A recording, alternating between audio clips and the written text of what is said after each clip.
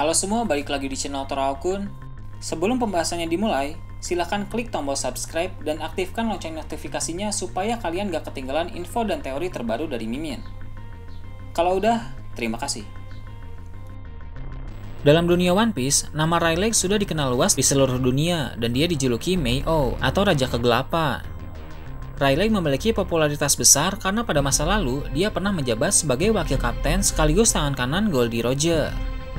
Saat ini, Rayleigh telah berusia 78 tahun. Memang umurnya sudah cukup tua, tapi kekuatan yang dia miliki tidak bisa diremehkan. Kemampuan bertarung dari pria tua ini sangat hebat, ditambah lagi dia punya banyak sekali pengalaman. 2 tahun lalu di Pulau Sabaudi, Rayleigh pernah memperlihatkan kehebatannya karena mampu bertarung 1 lawan 1 melawan Admiral Kizaru. Dari segi usia, Kizaru cukup jauh lebih muda dibandingkan Rayleigh. Tubuh Kizaru pun pasti lebih prima. Namun, Rayleigh terbukti mampu mengimbangi Kizaru. Bahkan Rayleigh terlihat cukup santai saat menghadapinya, padahal Kizaru memiliki kecepatan cahaya. Saat itu, Sentomaru pun mengakui kehebatan Rayleigh. Bagi Sentomaru, Rayleigh sangat pantas dijuluki sebagai Raja Kegelapan. Karena seumur hidup, baru kali itu Sentomaru melihat ada orang yang mampu menahan Kizaru. Kecepatan cahaya serta kekuatan dahsyat yang dimiliki oleh Kizaru memang luar biasa, sehingga sangat mengagumkan melihat Rayleigh mampu menahan bahkan melukai Kizaru. Meski sudah tua dan tidak lagi berpetualang sebagai seorang bajak laut, Rayleigh masih tetap dianggap sebagai seorang kriminal. Bahkan berdasarkan manga chapter 512, terungkap bahwa ternyata bounty Rayleigh masih aktif, tapi berapa nilai bounty-nya masih belum dikonfirmasi sampai saat ini. Jika mengacu pada bounty yang sudah ada, Goldie Roger memiliki bounty 5,5 miliar berry. Rayleigh sebagai tangan kanan Roger pasti memiliki bounty yang tidak terpaut jauh, mungkin setara dengan para Yonko, yaitu sekitar 4 miliar berry. Meski begitu, ada satu hal yang cukup aneh. Sampai saat ini, Angkatan Laut tidak pernah mengirim pasukan besar untuk menangkap Rayleigh, padahal Kizaru dan para Angkatan Laut tahu bahwa Rayleigh berada di Pulau Sabaudi. Kekuatan Kizaru seorang diri memang belum cukup untuk mengalahkan Rayleigh. Namun, jika saja Angkatan Laut mengirim kekuatan tempur yang lebih besar seperti 2-3 admiral atau bahkan 2 legenda hidup yaitu Garp dan Sengoku, mungkin saja Rayleigh bisa tertangkap. Tapi, seperti yang kita ketahui bersama, Angkatan Laut tidak pernah melakukan hal tersebut. Nah, pada video kali ini, admin akan membahas alasan kenapa Angkatan Laut tidak berani menangkap Rayleigh, padahal bounty-nya masih aktif. Dimulai dari yang pertama, tentu saja karena Rayleigh memiliki kekuatan yang sangat besar. Walaupun dia tidak mengonsumsi buah iblis apapun, namun kemampuan bertarungnya terbilang sangat luar biasa. Dia bisa menggunakan Haoshoku Haki, yang pasti orang sekelas Rayleigh ini sudah sangat ahli dalam menggunakannya. Eiichiro Oda pernah bilang bahwa jika Haoshoku Haki Luffy mampu menjatuhkan 50.000 orang, maka Shanks dan Rayleigh mampu menjatuhkan 100.000 orang. Bushioshoku Haki milik Rayleigh pun sangat kuat karena sudah mencapai tingkat tinggi. Dia bisa menyerang seekor gajah tanpa menyentuhnya secara langsung. Untuk Enbunshoku Haki, Rayleigh pun pasti sudah di level tinggi karena dialah yang mengajari Luffy soal ketiga jenis haki. Selain kemampuan haki, dia juga sangat ahli dalam menggunakan pedang. Bisa dibilang, Rayleigh adalah salah satu pengguna pedang terhebat yang ada di One Piece. Faktor lain yang lebih besar mengapa Angkatan Laut tidak berani mengusik Rayleigh adalah karena mereka tidak mau memancing kemarahan salah satu Yonko. Dengan menangkap Rayleigh, mereka bisa membuat Yonko Shanks sangat marah. Seperti yang diketahui oleh publik, pada masa lalu Shanks pernah menjadi kru dalam bajak laut Roger. Dia baru mulai membentuk bajak laut sendiri setelah Roger tewas dieksekusi di Laukto. Dia berjuang membentuk kelompok bajak laut kecil sampai pada akhirnya Shanks diakui sebagai Yonko 6 tahun yang lalu. Shanks memang tipe orang yang santai dan ceria, tapi dia bisa berubah menjadi sosok yang menakutkan apabila sahabatnya disakiti. Saat di desa Fusa, Shanks pernah berkata bahwa tidak masalah jika dia dihina atau diremehkan, tapi jika ada yang menyakiti sahabatnya, maka dia akan sangat marah. Rayleigh sendiri bisa dibilang sudah lebih dari sahabat bagi Shanks. Rayleigh adalah orang yang dia hormati. Selain Roger, sepertinya Rayleigh juga pernah melatih Shanks. Entah soal teknik berpedang atau mungkin soal haki. Karena di sini bisa dilihat Roger, Rayleigh, dan Shanks menggunakan jenis pedang yang sama. Dalam menjalani sebuah latihan, akan lebih mudah jika menggunakan pedang yang sejenis. Jadi, sepertinya pada masa lalu, Roger dan Riley memang pernah melatih Shanks. Dengan kedekatan mereka itu, tidak perlu diragukan lagi bahwa jika Angkatan Laut menangkap Riley, maka bajak laut Akagami akan menyerang Angkatan Laut demi membebaskan Riley. Kekuatan tempur Angkatan Laut sudah sangat kewalahan saat berusaha menangkap Riley. Lalu, setelahnya mereka harus berurusan dengan bajak laut Akagami.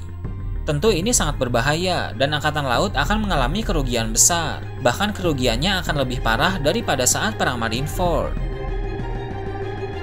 Selain itu, alasan selanjutnya mengapa Angkatan Laut tidak menangkap Riley bisa jadi karena mereka tidak ingin memicu kemarahan para mantan kru bajak laut Roger yang lain. Sebagian besar para mantan kru Roger pasti masih hidup dan sedang berkeliaran di luar sana. Salah satu yang paling populer adalah Skipper Gaban, karena Roger pernah berkata bahwa Riley dan Skipper Gaban adalah kru terkuatnya pada saat itu. Kru Roger yang lain juga tidak bisa diremehkan karena mereka merupakan kru Raja Bajak Laut. Sudah pasti dari segi kekuatan juga mereka sangat hebat.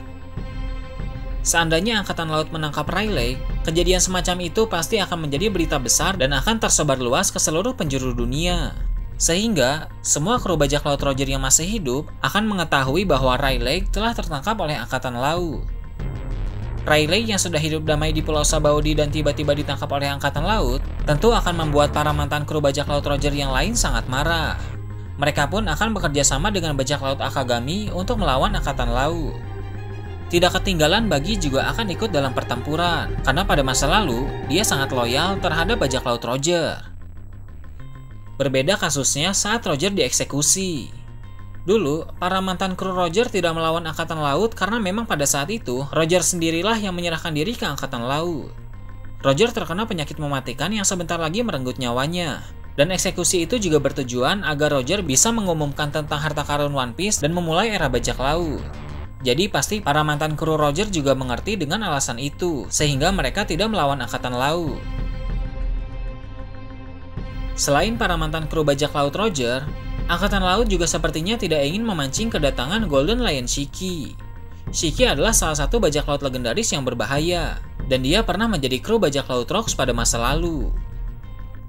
Memang Shiki adalah musuh Riley, tapi bukan berarti dia tidak akan marah apabila Riley tertangkap.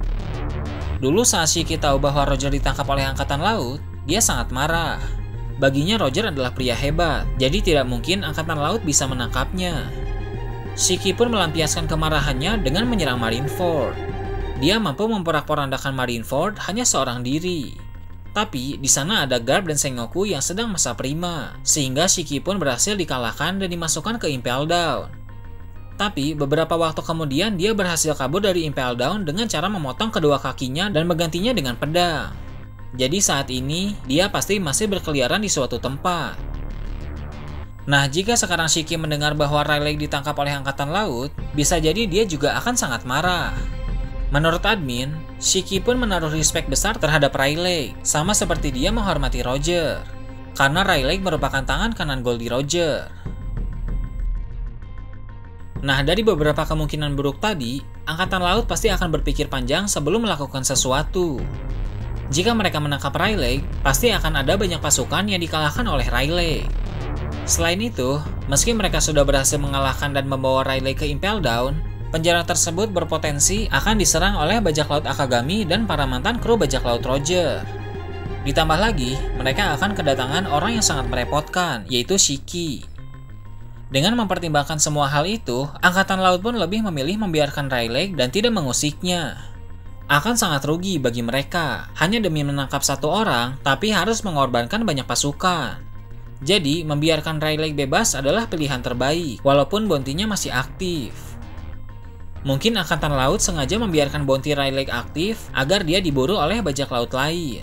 Tapi ya siapa juga yang berani menangkap Riley?